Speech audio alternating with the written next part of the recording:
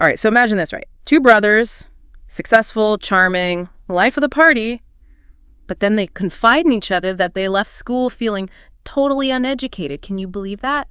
It's a wild story, but it gets at something really important about how we learn or how we don't. And that's why we're doing this whole deep dive today. And what's fascinating is how much their story resonates. It's not just them. These guys, Francis and Riversdale Grenfell, they were dealing with a frustration that people have been talking about for ages. You're telling me this isn't just some isolated thing. We're talking 1924, this article, Too Wide a Mesh, which sounds, I don't know, almost like a fishing term or something. But it's about education and how back then, maybe even now, it's like the system itself is designed to only work for certain types of people. Exactly, like a net that only catches the biggest fish. Right. Right? And the article is saying, hey, what about everyone else? Which is still a huge debate today. Standardized testing, access to different kinds of education, it's all connected. Right. So this article is almost 100 years old, but it's like scarily relevant.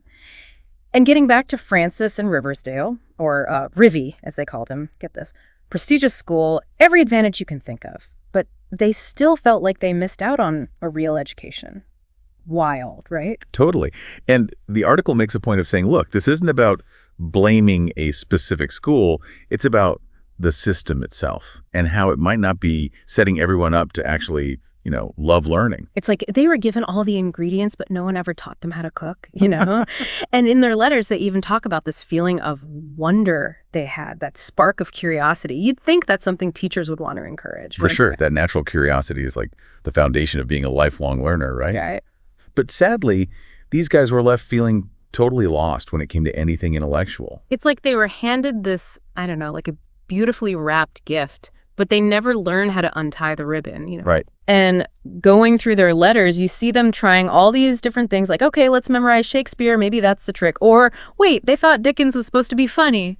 It's kind of sweet, but also kind of sad at the same time, Like they clearly wanted to learn, but they just kept hitting this wall. Absolutely. And the article argues that often that wall is baked right into the traditional way of teaching, Interesting. It's like giving someone this complicated puzzle, but you never give them the picture on the box to know what they're even putting together. That's a great analogy. Right. And it makes their story so powerful because here they are, all these advantages, but they still felt like they were going about learning all wrong. Has that ever happened to you? Oh, yeah. Where it's like, am I just not cut out for this whole learning thing? Cool. I think their story shows how important it is to find your own way, For sure.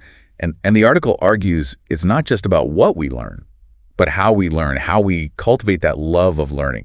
Remember that healthy appetite we were talking about earlier? Right. So how do we actually do that? Because the article mentions this interesting idea. I'm thinking about that part about the Eton boys. Ah, yes. At the very end, the article talks about those Eton boys who were known for being, very intellectually curious. Naturally curious. Exactly.